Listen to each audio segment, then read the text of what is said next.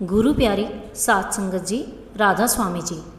संगत जी, आज की ये वीडियो बहुत गहरी और बहुत विशेष होने वाली है, क्योंकि आज हम उस रहस्य के बारे में बात करने जा रहे हैं जिसके बारे में हर साधक कभी ना कभी ज़रूर सोचता है कि आखिर कैसे पता चले कि हमारी सूरत वास्तव में ऊपर उठना शुरू हो गई है। कैसे पता चले कि हमारी साधना सही दिशा में जा रही है, और कैसे समझ आए कि अब भीतर की राह धीरे धीरे खुल रही है। संगत जी, वीडियो शुरू करने से पहले आपसे विनती है कि हमारे चैनल को सब्सक्राइब जरूर करें, वीडियो को लाइक करके कमेंट में राधा स्वामी और अपने शहर का नाम जरूर लिखें। संगत जी, बहुत से लोग सालों तक सिमरन करते हैं और भजन में बैठते हैं, अमृत वेले में उठते भी हैं, लेकिन फिर भी उनके मन में हमेशा एक सवाल बना रहता है कि आखिर भीतर प्रगति हो भी रही है या नहीं। संगत जी, आज हम इसी गहरे रहस्य को समझेंगे और साथ ही हजूर जी के उस अनुभव की चर्चा करेंगे जिसे सुनकर बहुत से लोगों की साधना की दिशा पूरी तरह ही बदल गई। संगत जी, बहुत से साधक केवल बड़े अनुभवों के पीछे भागते रहते हैं, लेकिन संत महापुरुष हमेशा कहते हैं कि वास्तविक आध्यात्मिक यात्रा बहुत सूक्ष्म संकेतों से शुरू होती है। जो साधक उन संकेतों को पहचान लेता है वही धीरे धीरे भीतर आगे बढ़ता है। सबसे पहले एक बहुत ज़रूरी बात समझिए कि सूरत का ऊपर उठना कोई अचानक होने वाली घटना नहीं है, बल्कि ये धीरे धीरे होने वाली प्रक्रिया है। क्योंकि हमारी सूरत वर्षों से शरीर, मन और संसार में उलझी हुई है, और जब साधक प्रेम से नाम जपना शुरू करता है, जब वह केवल शब्दों को दोहराने के बजाय भीतर से जुड़ना शुरू करता है, तब धीरे धीरे सूरत की दिशा बदलनी शुरू होती है। संगत जी, यहाँ सबसे बड़ा प्रश्न ये आता है कि उस परिवर्तन के शुरुआती संकेत क्या होते हैं। क्योंकि बहुत से लोग ये सोचते हैं कि जैसे ही सूरत ऊपर उठेगी तुरंत कोई तेज रोशनी दिखाई देगी या तुरंत कोई चमत्कार होगा, लेकिन संत महापुरुष कहते हैं कि सबसे पहला संकेत किसी भारी अनुभव में नहीं, बल्कि भीतर की शांति में मिलता है। जब वही मन जो हर समय भागता रहता था थोड़ा शांत होने लगे, जब वही मन जो छोटी छोटी बातों पर परेशान हो जाता था अब थोड़ा स्थिर रहने लगे, जब भीतर बिना किसी कारण हल्की शांति महसूस होने लगे, तो समझ लेना चाहिए कि सूरत धीरे धीरे बाहर से हटकर भीतर की ओर मुड़ रही है। संगत जी, यही वह शुरुआती संकेत है जिन्हें बहुत से लोग पहचान नहीं पाते, क्योंकि वे हमेशा किसी बड़े चमत्कार की प्रतीक्षा करते रहते हैं। अब एक बहुत ही गहरी बात समझिए, जब साधक लगातार अमृत वेले में उठकर बैठता है, जब वह प्रेम से नाम में जुड़ना शुरू होता है, तब धीरे धीरे उसका मन संसार से हटकर भीतर की ओर आकर्षित होने लगता है। और यही दूसरा सबसे बड़ा संकेत होता है, क्योंकि पहले जहाँ अकेले बैठना कठिन लगता था, अब धीरे धीरे नाम में बैठना अच्छा लगने लगता है, हमें शांति आने लगती है। पहले जहाँ मन हर समय मोबाइल, दुनियावी बातों में या दुनिया की चीज़ों में उलझा रहता था, अब भीतर शांति खोजने लगता है। यही वह असली परिवर्तन है जो बताता है कि साधना केवल आदत नहीं रही, बल्कि धीरे धीरे प्रेम बनने लगी है। अब एक बहुत ही सूक्ष्म बात समझिए, जब सूरत ऊपर उठने की तैयारी करती है, तब साधक के भीतर एक अजीब सी संवेदनशीलता आने लगती है। पहले जहाँ गुस्सा तुरंत आ जाता था, अब थोड़ा धैर्य बढ़ने लगता है। पहले जहाँ हर छोटी बात मन को परेशान कर देती थी, अब उसका असर कम होने लगता है। और सबसे बड़ी बात, साधक को कभी कभी बिना किसी कारण भीतर ऐसा महसूस होने लगता है जैसे कोई अदृश्य शक्ति उसे संभाल रही है। संगत जी, यही वह अवस्था है जिसे बहुत से महापुरुषों ने सतगुरु की सूक्ष्म मेहर कहा है। लेकिन यहाँ एक बहुत ज़रूरी बात समझनी है, क्योंकि बहुत से लोग इन शुरुआती संकेतों को नज़रअंदाज कर देते हैं और सोचते हैं कि अभी कुछ हुआ ही नहीं, जबकि वास्तविक यात्रा तो यहीं से शुरू होती है। संगत जी, अब एक बहुत सुंदर उदाहरण से समझिए। अगर कोई बीज मिट्टी के भीतर अंकुरित होना शुरू कर दे तो शुरुआत में बाहर से कभी भी कुछ दिखाई नहीं देता, लेकिन भीतर बहुत बड़ा परिवर्तन चल रहा होता है और कुछ समय बाद वही बीज पौधा बनकर बाहर आता है। ठीक इसी तरह साधन में भी शुरुआत का परिवर्तन भीतर से ही होता है और बहुत समय तक केवल साधक ही इसे महसूस कर सकता है। यही कारण है कि संत महापुरुष हमेशा धैर्य और निरंतरता पर इतना जोर देते हैं, क्योंकि अगर साधक बीच में ही निराश हो जाए तो वह उस अवस्था तक कभी पहुंच ही नहीं पाएगा जहां वास्तविक अनुभव शुरू होते हैं। संगत जी, अब यहाँ एक बहुत ही गहरी बात आती है, क्योंकि जैसे जैसे सूरत ऊपर उठने लगती है वैसे वैसे साधक को कभी कभी शरीर हल्का महसूस होने लगता है। कभी ऐसा लगता है जैसे हाथ पांव का एहसास कम हो रहा है, कभी ऐसा लगता है जैसे भीतर कोई ऊपर की ओर खिंचाव हो रहा है। और यही वह अवस्था होती है जहाँ बहुत से लोग डर जाते हैं, क्योंकि उन्हें लगता है कि कुछ उनके साथ अजीब हो रहा है। लेकिन संत महापुरुष कहते हैं कि अगर ये अनुभव प्रेम और शांति के साथ हो रहा है तो डरने की ज़रूरत नहीं है, क्योंकि यही वह शुरुआती संकेत हो सकते हैं कि सूरत धीरे धीरे शरीर से हटकर भीतर की ओर अपनी चढ़ाई कर रही है। लेकिन संगत जी, यहाँ सबसे बड़ी गलती क्या होती है? बहुत से लोग जैसे कोई अनुभव करने लगते हैं वे तुरंत उसे पकड़ने लगते हैं, अगली बार वही अनुभव दोहराने की कोशिश करने लगते हैं और यही पकड़ धीरे धीरे सबसे बड़ी रुकावट बन जाती है, क्योंकि आध्यात्मिक अनुभव पकड़ने से नहीं होगा बल्कि समर्पण से, गहरे होने से होता है। संगत जी, अब एक बहुत ही महत्वपूर्ण बात को समझिए कि सूरत ऊपर उठने का सबसे बड़ा संकेत ये नहीं कि आपने कुछ देखा है या नहीं, बल्कि यहाँ ये बात है कि आपका जीवन बदलने लगा है। अगर आपका गुस्सा कम हो रहा है, अगर आपके भीतर शांति बढ़ रही है, अगर नाम में प्रेम रस बढ़ रहा है, अगर संसार की पकड़ थोड़ी कमज़ोर हो रही है, तो समझ लेना चाहिए कि भीतर की राह धीरे धीरे खुल रही है।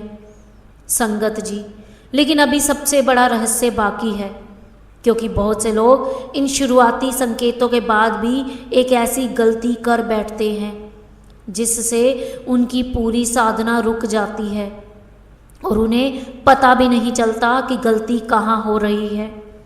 क्योंकि जैसे जैसे साधक भीतर आगे बढ़ता है वैसे वैसे मन कई तरह के खेल शुरू कर देता है। वही खेल साधक को फिर से नीचे खींच लेते हैं। और इसीलिए संगत जी, अगर आप सच में जानना चाहते हैं कि सूरत ऊपर उठने के बाद मन सबसे बड़ा कौन सा धोखा देता है, क्यों बहुत से लोग अनुभवों के बाद भी आगे नहीं बढ़ पाते और हजूर जी ने उस अवस्था के बारे में क्या बताया है, तो अगले भाग को जरूर सुनिए, क्योंकि वहीं पर ये सबसे गहरा रहस्य खुलने वाला है। संगत जी, अभी आपने ये समझा कि बहुत ही गहरे रहस्य को हमने समझने की शुरुआत की है कि सूरत ऊपर उठने से पहले कौन कौन से संकेत मिलने शुरू होते हैं। हमने ये भी समझा कि सबसे पहले संकेत कोई बड़ा चमत्कार नहीं बल्कि भीतर की शांति होती है, मन की स्थिरता होती है। लेकिन अब हम उस सबसे महत्वपूर्ण रहस्य की ओर बढ़ने जा रहे हैं जिसे समझे बिना बहुत से साधक बीच रास्ते में ही रुक जाते हैं और उन्हें पता भी नहीं चलता कि उनकी साधना की गति क्यों धीमी पड़ गई। बहुत से लोग जब नियमित भजन और सिमरन करने लगते हैं जब अमृत वेले में बैठना धीरे धीरे अच्छा लगने लगता है और जब उन्हें भीतर थोड़ी शांति महसूस होने लगती है, तब उनके मन में एक बहुत सूक्ष्म परिवर्तन शुरू होता है। और यही वह जगह है जहाँ सबसे बड़ा खतरा शुरू होता है, हमारे मन की चालाकियाँ। संगत जी, मन बहुत चालाक है। शुरुआत में वह साधक को भटकाता है, लेकिन जब उसे लगता है कि साधक भीतर की ओर बढ़ रहा है, तब वह रोज एक नया खेल शुरू करता है और वही खेल साधना को रोक देता है। संगत जी, अब जरा इस बात को बहुत गहराई से समझिए, क्योंकि यही वह बिंदु है जहाँ पर 90% साधक रुक जाते हैं और उन्हें पता भी नहीं चलता कि गलती कहाँ हो रही है। वो मन के बहकावे में बह जाते हैं। जैसे ही भीतर थोड़ा अनुभव होता है, साधक को लगता है कि मन थोड़ा शांत होने लगा है, थोड़ा टिकने लगा है, लेकिन ये मन है कि हमें बहकाता ही रहता है।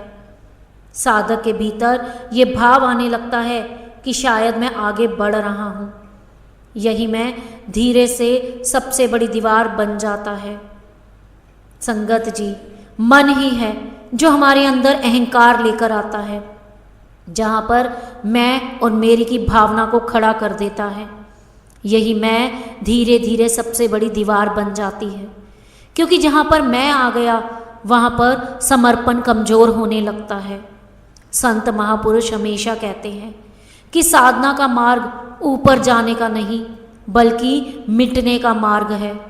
हमें अपने आप को समर्पण करना है, क्योंकि जब तक साधक खुद को पकड़े रहेगा, तब तक वह पूरी तरह से नाम में डूब नहीं पाएगा। और यही कारण है कि वास्तविक आध्यात्मिक अनुभव साधक को शांत, विनम्र और सरल बनाता है, अहंकारी नहीं। एक बहुत सुंदर उदाहरण से इसे समझिए। अगर कोई बर्तन पहले से ही भरा हो तो उसमें नया पानी नहीं डाला जा सकता, लेकिन अगर वही बर्तन खाली हो जाए तो उसमें कुछ भी डाला जा सकता है। ठीक इसी तरह से जब तक साधक के भीतर मैं और मेरी भरा रहेगा, तब तक सद्गुरु की मेहर पूरी तरह नहीं उतर सकती। यही कारण है कि संत महापुरुष हमेशा समर्पण पर इतना जोर देते हैं, क्योंकि समर्पण का अर्थ केवल शब्दों से ये कहना नहीं कि हम गुरु के हो चुके हैं, बल्कि समर्पण का वास्तविक अर्थ है खुद को धीरे धीरे छोड़ देना, अपनी पकड़ को ढीला कर देना, अपने अहंकार को मिटा देना और हर अनुभव के बाद भीतर विनम्र बने रहना। संगत जी, यहाँ एक बहुत ही गहरी बात आती है। बहुत से लोग ये सोचते हैं कि सच्चा समर्पण मतलब कुछ ना करना, लेकिन संत महापुरुष कहते हैं कि समर्पण का अर्थ प्रयास छोड़ना नहीं, बल्कि परिणाम की पकड़ छोड़ना है। क्योंकि साधक का काम केवल प्रेम से नाम में बैठना है, बाकी काम तो दया मेहर करती है। जब साधक हर समय ये सोचता रहता है कि मुझे कुछ अनुभव क्यों नहीं हो रहा, मुझे रोशनी क्यों नहीं दिख रही, मुझे कोई ध्वनि क्यों नहीं सुनाई दे रही, तब उसका ध्यान नाम से हटकर अनुभवों में चला जाता है। और यही वह कारण है कि भीतर की यात्रा धीमी पड़ जाती है। लेकिन जब साधक केवल इस भाव में बैठता है कि मुझे अपने सद्गुरु को याद करना है, चाहे कुछ मिले या ना मिले, तब धीरे धीरे भीतर एक नई शांति उतरने लगती है और वही शांति आगे चलकर वास्तविक अनुभवों का द्वार खोलती है। संगत जी, अब एक बहुत ही सूक्ष्म बात समझिए। जब साधक सच्चे समर्पण के साथ अमृत वेले में बैठना जारी रखता है, तो धीरे धीरे उसका जीवन बदलने लगता है। पहले जहाँ संसार की छोटी छोटी बातें बहुत परेशान करती थी, अब उनका असर कम होने लगता है। पहले जहाँ मन हर समय बाहर भागता था, अब भीतर रहने की इच्छा बढ़ने लगती है। और सबसे बड़ी बात, साधक को धीरे धीरे ऐसा महसूस होने लगता है जैसे सद्गुरु की उपस्थिति हर समय उसके साथ है। कभी कभी बिना किसी कारण भीतर शांति महसूस होती है। कभी ऐसा लगता है जैसे कोई कठिन परिस्थिति में संभाल कर रहा है। कभी ऐसे लगता है जैसे भीतर कोई मार्गदर्शन कर रहा है। संगत जी, यही वह अवस्था है जिसे बहुत से महापुरुषों ने मेहर की शुरुआत कहा। यहाँ भी लेकिन बहुत सावधानी जरूरी है, क्योंकि मन यहाँ भी साधक को भ्रमित करने की कोशिश करता है। कभी वह उसे अनुभव में उलझा देता है, कभी वह उसे दूसरों में तुलना करवाने लगता है, और कभी वह उसे यह महसूस करवाने लगता है कि अब वह बहुत विशेष बन गया है, जबकि वास्तविक साधना साधक को और अधिक विनम्र बनाती है। संगत जी, अब एक बहुत ही महत्वपूर्ण बात को समझिए कि सूरज ऊपर उठने का सबसे बड़ा संकेत ये नहीं है कि आपने कुछ देखा, सूरज ऊपर जाती है, बल्कि वह तब है कि आपका स्वभाव बदलने लग गया।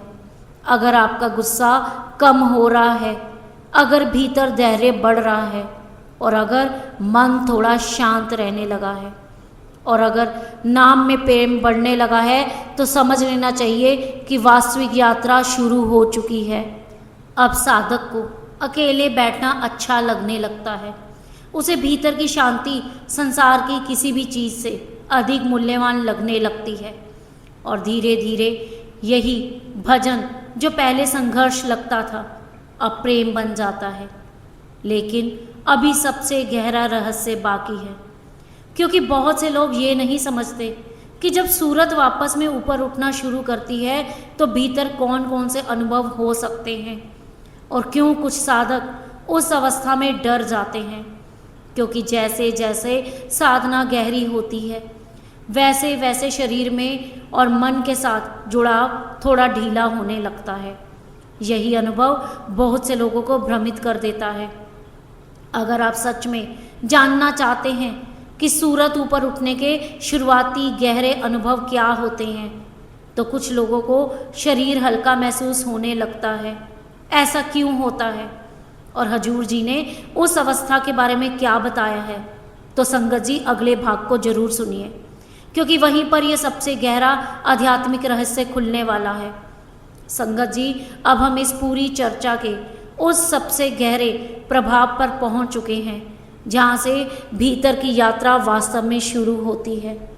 क्योंकि अब तक हमने समझा कि सूरत ऊपर उठने से पहले कौन कौन से संकेत मिलते हैं, क्यों मन साधक को अहंकार के माध्यम से रोकने की कोशिश करता है, और क्यों सच्चा समर्पण इस मार्ग की सबसे बड़ी कुंजी है।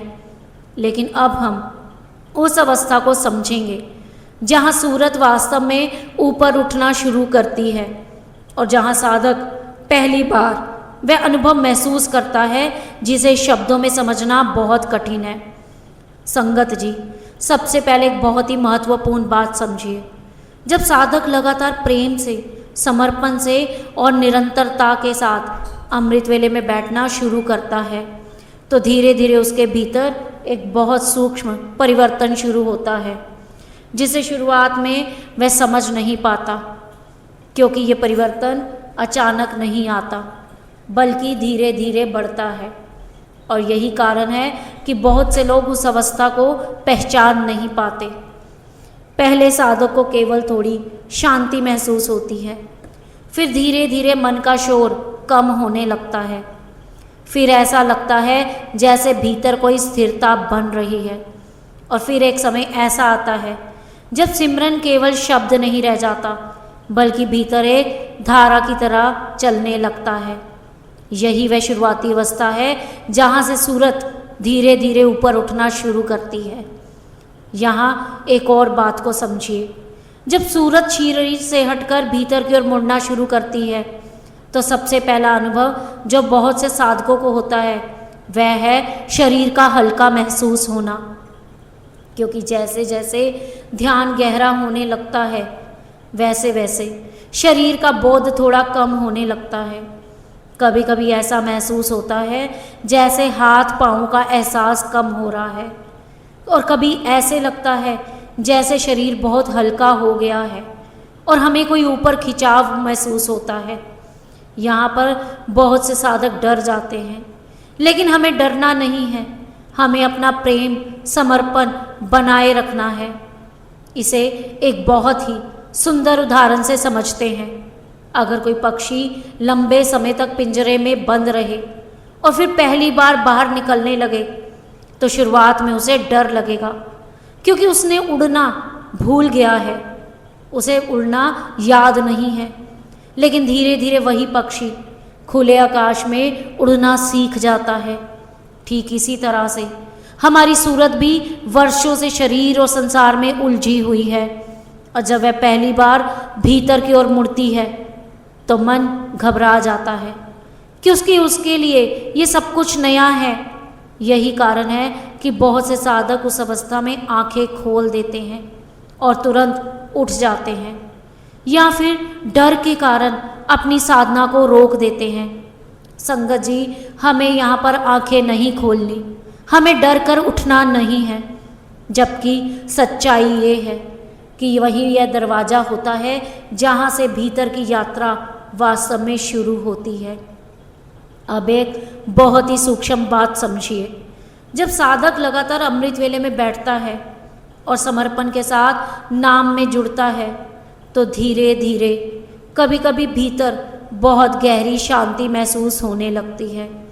ऐसा लगता है जैसे समय रुक गया हो और जैसे भीतर कोई सूक्ष्म ध्वनि चल रही हो। कभी कभी हल्की रोशनी की झलक भी महसूस होती है। यहाँ सबसे ज़रूरी बात यह है कि इन अनुभवों को पकड़ना नहीं है। बहुत से लोग गलती कर देते हैं, क्योंकि जैसे ही उन्हें कोई अनुभव होता है वे अगली बार उसी अनुभव की प्रतीक्षा करने लगते हैं, और यही प्रतीक्षा धीरे धीरे तनाव बन जाती है। हमें एक बोझ सा लगने लगता है। यही तनाव हमारी आंखों पर भार बनाता है और फिर सूरत दोबारा नीचे आने लगती है। संत महापुरुष हमेशा कहते हैं कि साधना का मार्ग अनुभवों का पकड़ने का नहीं बल्कि समर्पण का मार्ग है, क्योंकि जितना साधक अनुभवों को छोड़ता जाता है उतना ही भीतर का मार्ग अपने आप खुलता जाता है। संगत जी, यहाँ पर ये बात समझनी होगी, क्योंकि जब सूरत वास्तव में ऊपर उठना शुरू करती है तो साधक के भीतर में जीवन में केवल भजन के समय ही परिवर्तन नहीं आता, बल्कि उसका पूरा स्वभाव बदलने लगता है। पहले जहाँ छोटी छोटी बातों पर गुस्सा आता था, अब भीतर एक धैर्य बढ़ने लगता है। पहले जहाँ मन संसार की ओर भागता था, अब वह मन हमेशा नाम में रहने की इच्छा दिखाता है। पहले जहाँ चिंता हर समय परेशान करती थी, अब एक भीतर सुरक्षा महसूस होने लगती है। और संगत जी, यही वह सबसे बड़ा संकेत है कि भीतर की राह वास्तव में खुल रही है, क्योंकि वास्तविक साधना हमेशा जीवन को बदलती है, वे केवल अनुभव नहीं देती। अब एक बहुत ही महत्वपूर्ण बात समझिए। बहुत से लोग ये सोचते हैं कि राह खुलने का मतलब केवल दिव्य अनुभव होना है, लेकिन संत महापुरुष कहते हैं कि सबसे बड़ा अनुभव भीतर की शांति और सद्गुरु की उपस्थिति महसूस होना है। क्योंकि जब साधक को धीरे धीरे ऐसा महसूस होने लगे कि वह अकेला नहीं है, जैसे कोई भीतर संभाल रहा है, भीतर कोई मार्गदर्शन कर रहा है और कठिन समय में साथ है, तो समझ लेना चाहिए कि दया मेहर धीरे धीरे गहरी हो रही है। संगत जी, लेकिन अभी सबसे बड़ा रहस्य बाकी है, क्योंकि बहुत से लोग इन अनुभवों के बाद भी एक ऐसी गलती कर बैठते हैं जिससे उनकी पूरी साधना रुक जाती है। क्योंकि जैसे जैसे सूरत ऊपर उठती है वैसे वैसे बहुत सूक्ष्म रूप से वापस आने की कोशिश करती है। यहीं पर सबसे खतरनाक मोड़ होता है। संगत जी, अगर आप सच में जानना चाहते हैं कि उस अवस्था में सबसे बड़ी सावधानी क्या रखनी चाहिए, क्यों कुछ लोग अनुभव के बाद भी नीचे गिर जाते हैं, तो हजूर जी ने सच्चे समर्पण के बारे में आगे बताया है, जिसे आप जरूर सुनिए। संगत जी, यहीं पर ये सबसे गहरा आध्यात्मिक रहस्य अपने पूर्ण रूप में सामने आएगा।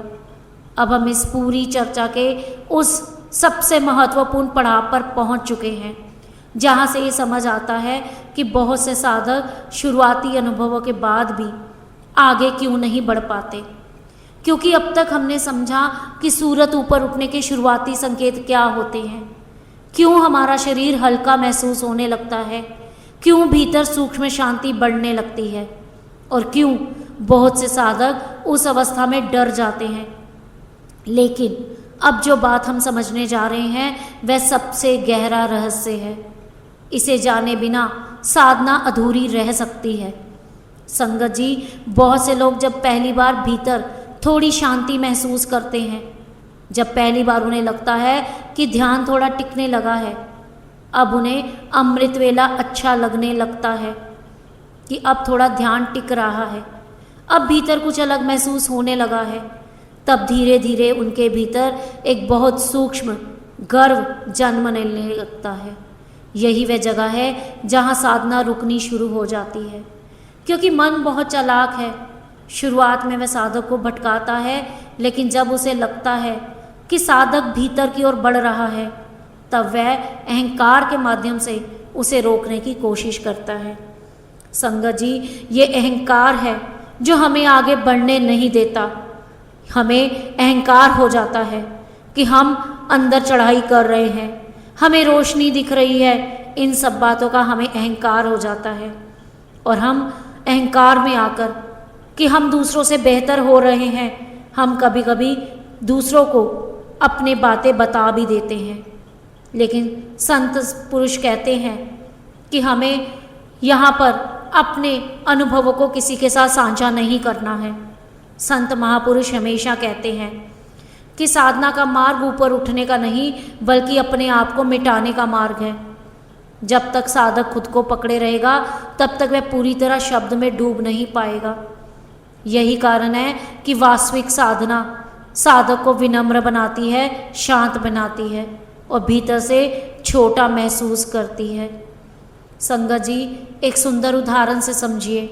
अगर कोई बर्तन पहले से भरा हुआ है तो उसमें पानी नहीं डाला जा सकता, लेकिन बर्तन खाली हो जाए तो उसमें कुछ भी रखा जा सकता है। यही कारण है कि जहाँ अहंकार होगा वहाँ सद्गुरु की दया मेहर नहीं टिक सकती।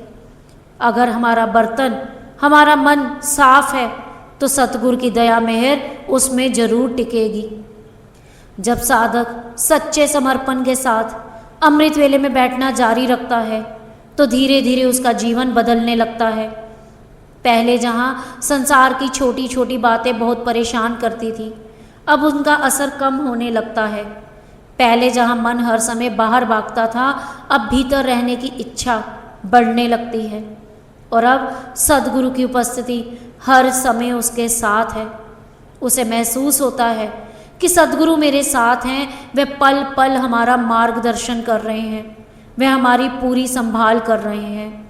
संगत जी, यही वह अवस्था है जिसे बहुत से महापुरुषों ने मेहर की शुरुआत कहा। हमें इसी भ्रम में नहीं रहना, हमें कोई भ्रम नहीं पाल लेना। यहाँ पर पहुंचकर हमें सद्गुरु की मेहर का अनुभव करना है, जो जीता जागता अनुभव है। सूरत ऊपर उठने का असली रहस्य किसी बाहरी शक्ति में नहीं, बल्कि प्रेम, निरंतरता और समर्पण में छिपा है। क्योंकि अगर साधक केवल अनुभव पाने के लिए बैठेगा तो वह थक जाएगा, लेकिन साधक अगर प्रेम से बैठेगा, तड़प से बैठेगा और रोज रोज बैठेगा, वे केवल सद्गुरु को याद करने के भाव से बैठेगा, तो वही साधना उसके लिए धीरे धीरे उसकी पूरी जिंदगी बदल देगी। संगत जी, इस मार्ग पर सबसे महत्वपूर्ण चीज निरंतरता है। क्योंकि बहुत से लोग कुछ दिन तो उत्साह से भजन करते हैं, लेकिन फिर छोड़ देते हैं। लेकिन वास्तविक परिवर्तन धीरे धीरे आता है। जैसे पानी की बूंदें धीरे धीरे पत्थर को काट देती है, वैसे ही रोज का सच्चा सिमरन धीरे धीरे मन की परतों को हटाने लगता है। और एक दिन वही साधक जिसे पहले केवल बेचैनी महसूस होती थी, भीतर ऐसी शांति महसूस करने लगता है जिसे शब्दों में समझाना संभव नहीं होता। संगत जी, इसीलिए अगर आपको अभी तक कोई बड़ा अनुभव नहीं हुआ तो निराश मत होइए, क्योंकि हो सकता है भीतर काम शुरू हो चुका हो और आपको अभी उसका एहसास ना हो। क्योंकि सद्गुरु की मेहर बहुत सूक्ष्म तरीके से काम करती है, और जब समय आता है तो साधक खुद महसूस करने लगता है कि उसका जीवन बदल रहा है। तो आज से एक नया संकल्प लीजिए कि अब भजन केवल आदत नहीं रहेगा, बल्कि सद्गुरु से मिलने का समय बनेगा। अब हम केवल नाम नहीं जपेंगे, बल्कि उसमें डूबने की पूरी पूरी कोशिश करेंगे। अब हम केवल अनुभव नहीं खोजेंगे, बल्कि समर्पण को सीखेंगे। और फिर देखिए कैसे धीरे धीरे भीतर की राह खुलने लगती है और जीवन पहले जैसा नहीं रहता। संगत जी, अगर आज ये बातें आपके दिल को छू गई हो तो इसे अपने तक सीमित मत रखिए, इसे आगे भी पहुंचाइए। हो सकता है किसी और की जिंदगी भी इस बातों से संभल जाए। संगत जी, अब हम आपसे इजाज़त लेते हैं। कल फिर मिलेंगे एक नए वीडियो के साथ। आपसे विनती है कि कमेंट में राधा स्वामी और अपने शहर का नाम जरूर लिखें। राधा स्वामी जी।